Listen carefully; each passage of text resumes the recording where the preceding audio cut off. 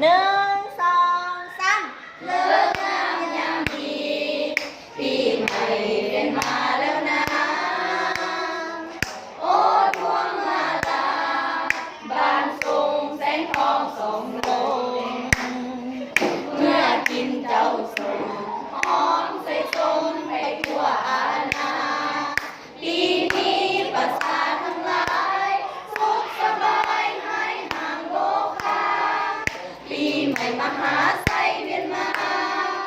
ปีใหม่มหาไซเวียนมาปีนี้ไซสนายอดประสาทสุญญาสิงส